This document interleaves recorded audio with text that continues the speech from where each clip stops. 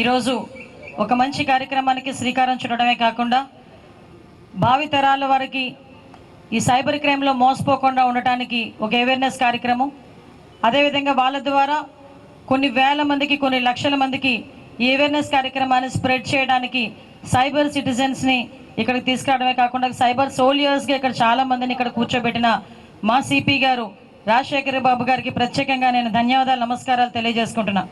ఎందుకంటే ఒక మంచి కార్యక్రమం శ్రీకారం చుట్టడానికి ఒక సంకల్పం కావాలి. ఆ సంకల్పం నెరవేర్చడానికి చుట్టుపక్కల ఉన్న అందరూ కూడా సపోర్ట్ చేయాలి. ఈరోజు సిపి గారికి సపోర్ట్ చేసిన మా పోలీస్ కుటుంబ సభ్యులందరికీ కూడా పేరు పేరున నేను ధన్యవాదాలు నమస్కారాలు తెలియజేసుకుంటూ ఈరోజు ఈ కార్యక్రమానికి ముఖ్య అతిథులుగా విచ్చేసిన పెద్దలు సోదరులు బండ ఉమా గారికి, సోదరులు గద్దె రామ్మోహన్ రావు గారికి, అదేవిధంగా కలెక్టర్ సోదరి మన సృజన గారికి, అదేవిధంగా కమిషనర్ గారికి, అదేవిధంగా డీసీపీస్ వేదికలు నిర్వహించిన డీపీసీపీలందరికీ, గౌతమ్ శాలి గారికి, హరికృష్ణ గారికి, చక్రవర్తి గారికి, రాణి గారికి అందరికీ కూడా పేరు పేరున ధన్యవాదాలు నమస్కారాలు తెలియజేసుకుంటూ ఈ కార్యక్రమానికి విచ్చేసిన అందరికీ కూడా ముఖ్యంగా పిల్లలందరికీ కూడా విద్యార్థులందరికీ కూడా పేరు పేరున ధన్యవాదాలు నమస్కారాలు. టెక్నాలజీ పెరుగుతోంది, మనుషుల మధ్యలో అనుబంధాలు ఆప్యాయతలు పెరుగుతున్నాయో తగ్గుతున్నాయో మీ అందరికీ తెలుసు. కానీ కమ్యూనికేషన్ అన్నది ఎంత స్పీడ్గా ముందుకెళ్తుందో మనందరికీ తెలుసు. అయితే టెక్నాలజీ పెరుగుతున్న టెక్నాలజీ దృష్ట్యా అది మనకు ఉపయోగపడాలి. కానీ రోజు రోజుకి పెరుగుతున్న టెక్నాలజీ అది కొత్త పుంతలు దొక్కి ఓవరాల్గా చెప్పాలంటే మన మనుగడకే ప్రశ్నార్థకంగా మారే పరిస్థితి ఈరోజు రాకూడదు అనే ఒకే ఒక ఉద్దేశంతో ఈరోజు ఈ కార్యక్రమాన్ని ఏర్పాటు చేయడం జరిగింది.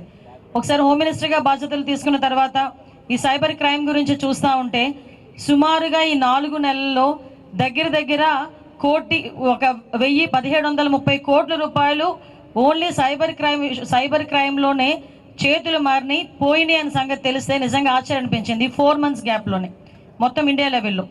అంటే ఒక అవేర్నెస్ ప్రోగ్రామ్స్ ఉన్నాయి, సైబర్ క్రైమ్ కోఆర్డినేషన్ సెంటర్స్ ఉన్నాయి, 1930 కాల్ సెంటర్ నెంబర్ ఉంది.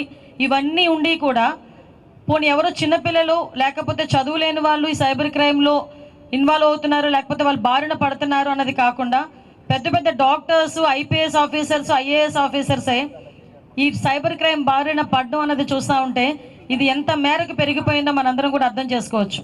అంటే సుమారుగా 24% ఈరోజు సైబర్ క్రైమ్ రేట్ పెరిగిందంటే మనందరం కూడా ఎంత అలర్ట్గా ఉండాలో మనందరికీ తెలుసుకోవాలి.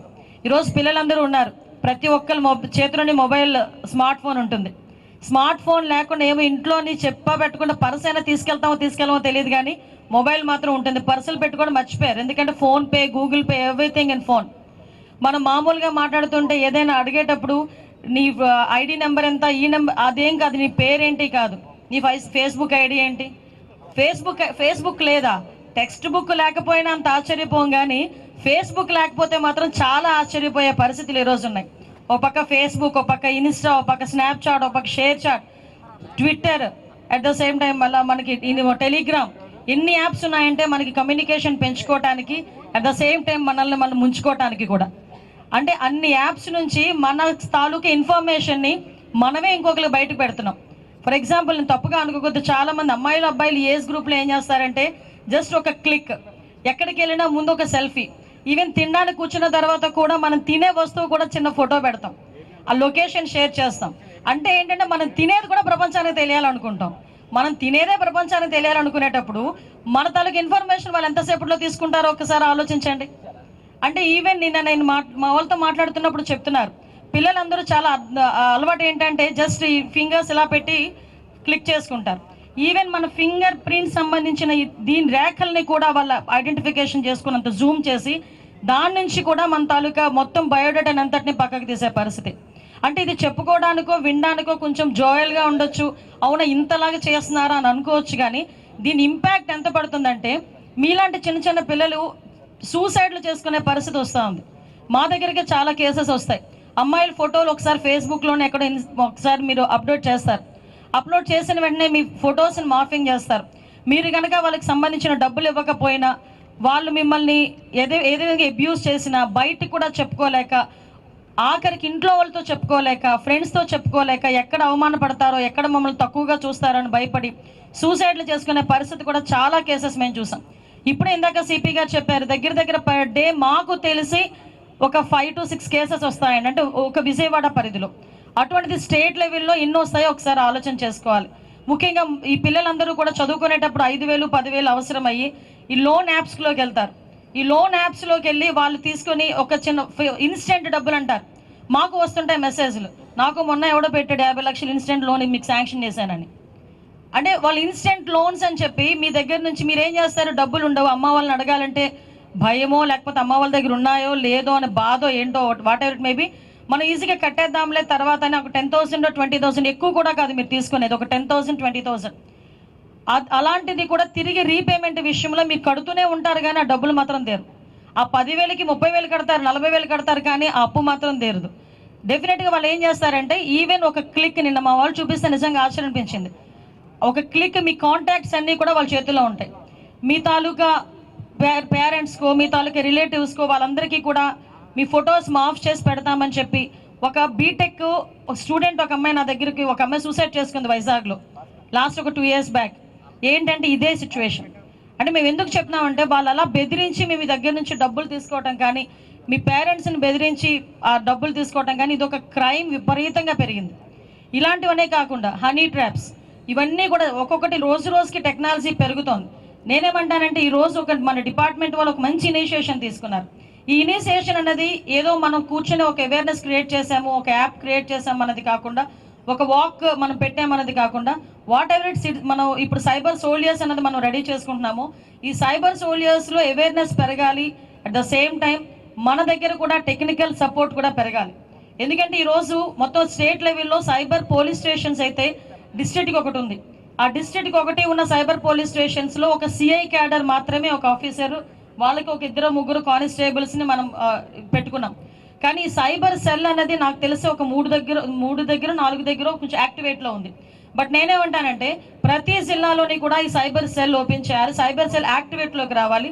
ఈ సైబర్ సెల్కి సంబంధించి సైబర్ పోలీస్ స్టేషన్లో కూడా మనందరం కూడా ఒక అఫీషియల్గా టెక్నికల్గా సపోర్ట్ చేసే ఒక టీమ్ని రెడీ చేసుకొని, ఎస్పెషల్లీ సైబర్ క్రైమ్ మనం అనుకోవచ్చు రోజు రోజుకి క్రైమ్ పెరుగుతుందంటే ఈ సైబర్ క్రైమ్స్లోని ఉన్న వ్యవహారంలోని గాంజా కూడా, డ్రగ్స్ కూడా విపరీతంగా పెరుగుతున్నాయి.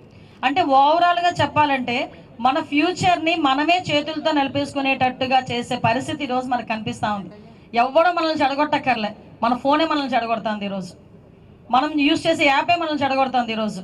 మన భవిష్యత్తుని ఎవడో పాడు చేయక్కర్లే, ఈరోజు మనకి మనమే పాడు చేసుకునే టూల్స్ అన్నీ కూడా మన మొబైల్లో ఉన్నాయి. అన్నెసరీ క్లిక్స్, ఇందాక ఎవరో అక్కడ పెట్టారు థింక్ వన్స్ క్లిక్ వన్స్ అని చెప్పి, అంటే ఒక్కసారి అదొకటి. నెక్స్ట్ బ్రేక్ ద సైలెన్స్, ముందు సైలెన్స్ బ్రేక్ చేయండి. చాలామంది ఆడపిల్లలు, ముఖ్యంగా మగపిల్లలు కూడా ఇంట్లో తెలిస్తే ఏమవుతుందో, మన రిలేటివ్స్కి తెలిస్తే ఏమవుతుందో, ఫ్రెండ్స్కి తెలిస్తే ఏమవుతుందో. కొంతమంది నా దగ్గరికి వస్తారు doctors, lawyers, IAS officer, IPS ఆఫీసర్లే, మేడం మా పేర్లు బయటకు చెప్పకండి. నో, నేనేమంటానంటే కొంచెం ఓపెన్ అప్ అవ్వాలి. ఎస్ నేను ఇలా మోసపోయాను అనేది బయటకు తెలిస్తే 10 మంది ఆటోమేటిక్గా అవేర్నెస్ క్రియేట్ అవుతుంది, వాళ్ళలో కూడా ఒక అలర్ట్నెస్ వస్తుంది. సో మేమేమంటామంటే ఈరోజు మన డిపార్ట్మెంట్ తరపు నుంచి కూడా కంపల్సరీగా సపోర్ట్ చేయాలి, డిపార్ట్మెంట్ కూడా సపోర్ట్ చేయాలి. వాళ్ళకి కావాల్సింది ఇందాకే అన్నారు, మనకి central cyber crime coordination team కాదండి, ఒక state cyber crime coordination team ఏర్పాటు చేయాలండి, దానికి ఆ దిశగా ముందుకెళ్ళాలి మేడం అని చెప్పారు. డెఫినెట్గా ఆ విషయంలో మేమందరం కూడా సపోర్ట్ చేస్తాం, గవర్నమెంట్ పరంగా మీకు సపోర్ట్ చేస్తాం. ఎట్టి పరిస్థితుల్లోని ఇప్పుడు వరకు అయింది ఒక ఎత్తు అయితే, ఇదే అంటారు prevention is better than cure. మనం అయిపోయిన తర్వాత ఆ డబ్బులు ఎలా తీసుకురావాలి అనే దాని మీద కన్నా అవ్వకుండా చూసుకునేటప్పుడే మనం ఒక సక్సెస్ఫుల్గా స్టోరీస్ మనం రన్ చేయాలి. అట్ ద సేమ్ టైం నేను పోలీస్ డిపార్ట్మెంట్ వాళ్ళకి కూడా కోరుకునేది ఏంటంటే, పిల్లలు ఎక్కువగా యూజ్ చేసే యూట్యూబ్స్లో కానీ ఇన్స్టాస్లో కానీ చిన్న చిన్న ఒక మనకి ప్రోగ్రామ్ అవేర్నెస్ అడ్వర్టైజ్మెంట్స్ ఉంటాయి. ఆ టైంలో వాళ్ళకి అవేర్నెస్ కానీ ఈ సినిమా హాల్స్లోని థియేటర్స్లో అవేర్నెస్ క్రియేట్ చేయడానికి ఒక 1 minute 2 minutes వీడియోస్ కానీ చేయటం కానీ, ఇవన్నీ చేయడం ద్వారా ఓవరాల్గా మనం ఒక అవేర్నెస్ క్రియేట్ చేయడం అవుతుంది. ఇది స్టార్టింగ్. ఇదంతా కూడా ప్రతి ఒక్క స్టేట్లో ఉన్న మన అన్ని జిల్లాల వాళ్ళు కూడా అవేర్నెస్ క్యాంప్స్ క్రియేట్ చేయాలని మనస్ఫూర్తిగా మీ అందరికీ కూడా కోరుకుంటున్నా. ఒకటే చెప్తున్నానమ్మా, మన భవిష్యత్తు మన చేతుల్లోనే ఉంది. మన చేతుల్లో అంటే ఫోన్లో కాదు, ఫోన్లో యూజ్ చేసే యాప్స్లో ఉంది. ముఖ్యంగా ప్రతి ఒక్కరు ఆడపిల్లలు కానీ మగపిల్లలు కానీ ప్రతి ఒక్కరు మీరు మీ పేరెంట్స్ని, ఇంకొకటి కూడా చెప్పారు, ఇంట్లో హౌస్ వైఫ్స్ని కూడా వదలట్లేదు సైబర్ క్రైమ్ వాళ్ళు. ఎంత క్రియేట్ చేస్తారంటే ఫాస్ట్నెస్ దాన్ని అలర్ట్నెస్ క్రియేట్ చేస్తారు, సీరియస్నెస్ క్రియేట్ చేస్తారు. అమ్మో నిజంగానే నా డబ్బులు పోతున్నాయేమో, అమ్మో నన్ను నిజంగానే పోలీసులు పోలీస్ కేసు పెడతానంటే నాకు అర్థం కాదు, ఎందుకు పెడతారని అడగట్లే. ఎందుకు పెడతారని అడిగితే వాళ్ళు ఏ కేసు పెడతారని చూసుకుంటే సరే, లేకపోతే మీ మీద ముంబై పోలీసులు మేము కేసు పెడుతున్నాం అది ఇది అనేసరికి ఆటోమేటిక్గా భయపడిపోయి మన ఓటీపీలు, మన ఆధార్ నెంబర్లు ప్రతి ఒక్కటి ఇచ్చేసే పరిస్థితి ఉంది. దయచేసి మీరందరూ కూడా, ఇక్కడున్న సైబర్ సోల్జర్స్ అందరూ కూడా మినిమం ఒక 10 మందిని అవేర్నెస్ క్రియేట్ చేద్దామా? చేయగలరా? ఒకసారి చేయగలం 10 మందిని అనుకున్న వాళ్ళు ఒకసారి హ్యాండ్ రైజ్ చేయండి. అంతే. స్మార్ట్ ఫోన్ యూజ్ చేసే వాళ్ళందరూ ఒక 10 మందిని, ఎందుకంటే మిమ్మల్ని కొంచెం అవేర్నెస్ క్రియేట్ చేయడానికి ఇక్కడ డిపార్ట్మెంట్ వాళ్ళు ఉన్నారు. ఒక్కొక్క పర్సన్ ఒక 10 మందిని టార్గెట్ పెట్టుకోండి, ఎంతమందికి అవేర్నెస్ క్రియేట్ చేయొచ్చో మనకే అర్థమవుతుంది. కాబట్టి ఈ విషయంలో మీరందరూ కూడా సపోర్ట్ చేయండి. మా సపోర్ట్ ఎప్పుడు ఉంటుంది, గవర్నమెంట్ సపోర్ట్ కూడా ఎప్పుడు కూడా డిపార్ట్మెంట్కి ఉంటుంది. కాబట్టి డిపార్ట్మెంట్ వాళ్ళకి కూడా ఫ్రీ హ్యాండ్ సైబర్ క్రైమ్ విషయంలో మీరందరూ కూడా టెక్నాలజీని యూజ్ చేసుకొని, ఎందుకంటే ట్రైనింగ్స్ ప్రోగ్రామ్స్ కూడా, ఎందుకంటే రోజు రోజుకి సైబర్ క్రైమ్ చేసే వాళ్ళు ఎంత టెక్నాలజీ, అడ్వాన్స్డ్ టెక్నాలజీ యూజ్ చేస్తున్నారు.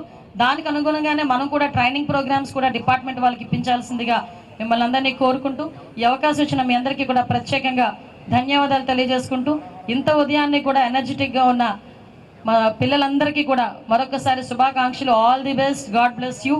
Thank you so much. జై హింద్.